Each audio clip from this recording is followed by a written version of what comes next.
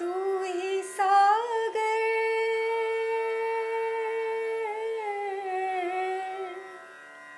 तू ही सागर है तू ही किनारा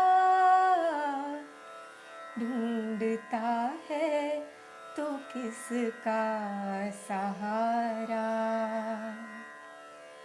ढूंढता है तो किसका सहारा। વીજળીના ચમકારે.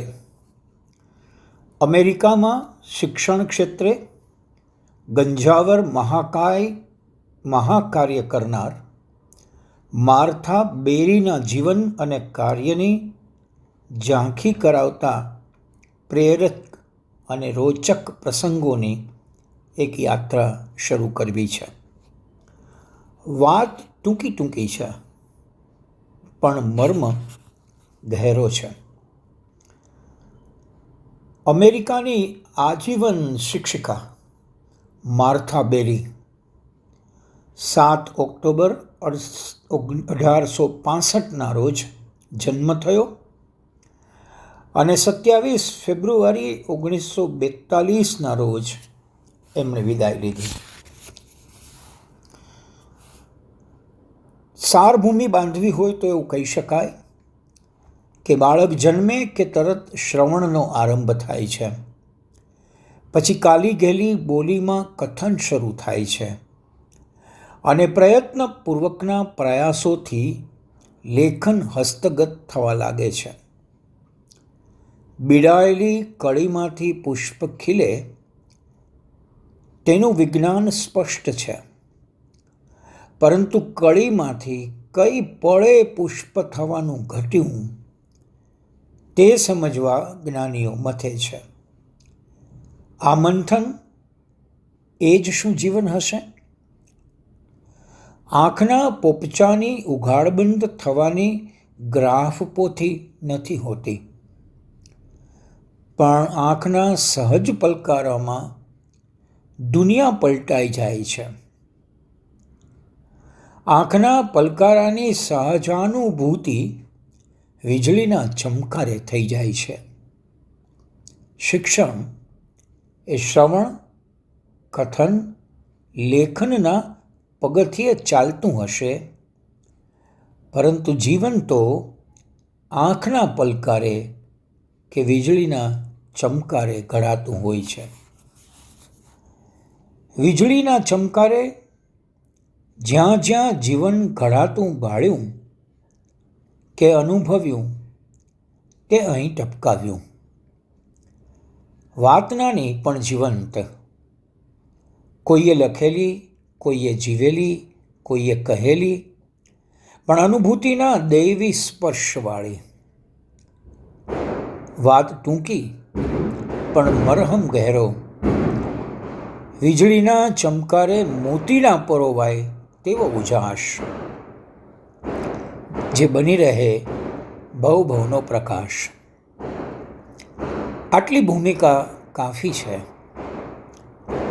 લખાતું જશે, વંચાતું જશે, સમજાતું જશે, તેમ તેમ આત્મસાત થતું જશે. વીજળીનો ચમકારો તો પ્રકાશનો ઝબકારો કરીને રાજી. જ્યોત સદાય જલે એ માર્થા બેરી નામની એક માથા ફરેલ સમર્પિત મહિલાની અનૂઠી, પ્રેરક અને રોચક કથા છે. આખી એ દાસ્તાનની ભીતર અંતઃસ્રોત ફલ્ગુની માફક વહે છે. તે હૃદયની અપરાજિત અનુકંપા અને તેથી પ્રેરિત કંઈક પાગલપન, અદમ્ય દૈવી પ્યાસ અને અણદીઠને આંબવાનું સાહસ.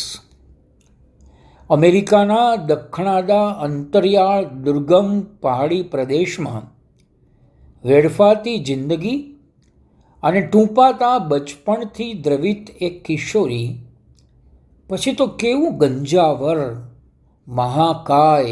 મહાકાર્ય કરે છે, અને તે સમગ્રની કેળવણીમાં કેવી તો કાયા પલટ લાવે છે, તેની આ હૃદયંગમ સત્ય કથા છે. મૂળ તો હર્નેટ કાને અને ઇનેઝ હેનરી લિખિત મિરેકલ ઇન ધ માઉન્ટેન્સનો આપણા કવિ સાક્ષર શ્રી હરીન્દ્રભાઈ દવેએ કરેલ સુંદર અનુવાદ જ્યોત સદાય જલેમાંથી સારવણી કરીને આ ટચુકડી આસ્વાદ્ય પુસ્તિકા આપણા સમક્ષ સર્જક એવા શ્રી ભદ્રાયુભાઈ મૂળ વાત અને ભાવ નંદવાય નહીં તે રીતે આપે છે. કથાનાયિકા પોતાના બૃહદ સંપન્ન પરિવાર સાથે સુખેથી છતાં કંઈક અજંપા સાથે રહેતી હતી. એક રવિવારે આ કિશોરી માર્થા બેરી પોતાના રૂમમાં બેસીને કંઈક વાંચી રહી હતી ત્યારે તેણે એકાએક બારી બહાર જોયું. ત્યાં 3 બાળકો ઊભા હતા. આ 3 બાળકો જાણે ભીષણ અભાવ, દારૂણ અજ્ઞાન અને દુનિયાથી અજાણે એવા સ્થાનિક બહોળા સમાજના પ્રતિનિધિરૂપ હતા.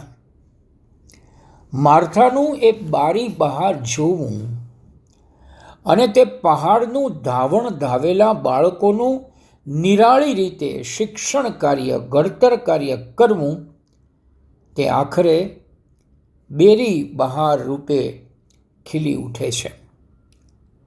અને પછી તો આ નાનકડી ઘટના અમેરિકાના શિક્ષણ જગત માટે મંગલ પર્વરૂપ બની જાય છે. મહાત્મા ગાંધીજીએ શિક્ષણ એ સર્વાંગી વિકાસ માટે છે તેમ કહેલું અને સમુચિત શિક્ષણ જ વ્યક્તિ, સમાજ અને રાષ્ટ્રના પ્રશ્નો નિવારી શકે તેમ પ્રબોધેલું. કેળવણીમાં જ સ્વાતંત્ર્યની ચાવી છે તેમ કહી ખરી કેળવણી કેવી હોય તે અંગે વિસ્તારથી માર્ગદર્શન આપેલું. થોડી વાર પહેલાં કહ્યું તેમ શ્રી ભદ્રાયુભાઈએ પોતાની સારગ્રાહી દૃષ્ટિ અને સંપાદન કળાથી કથા સમગ્રમાંથી સારવી તારવીને આ પ્રેરક પ્રસંગાવલીની પુષ્પમાળ ગૂંથીને લઘુ પુસ્તિકા રૂપે આપણને આપી છે અને આપણને અનુગૃહિત કર્યા છે, સમૃદ્ધ કર્યા છે.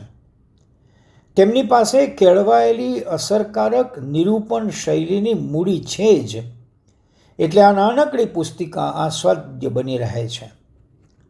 આવા અંતર ઠારતા અને પ્રેરણા આપતા પુસ્તકો વ્યાપક રીતે વંચાય, વિચારાય અને પછી જીવન કર્મ રૂપે સંક્રાંત થાય તેમાં વ્યક્તિ સમષ્ટિ ઉભયનું શ્રેણ છે. આ શ્રેયસર દોહન સંપાદન એકદમ રસિક બન્યું છે. આ નાની પુસ્તિકામાં થયેલી ટચુકડી વાતો આપણને મૂળ પુસ્તક તરફ વાંચવા લઈ જશે તેવી ભુજ કચ્છના ગાંધી કેળવણીના વાહક શ્રી રમેશ સંઘવીને શ્રદ્ધા છે. तू ही सागर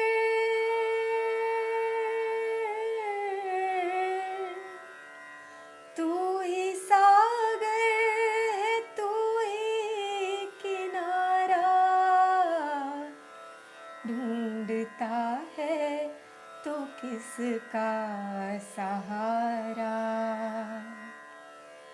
ढूंढता है तो किसका सहारा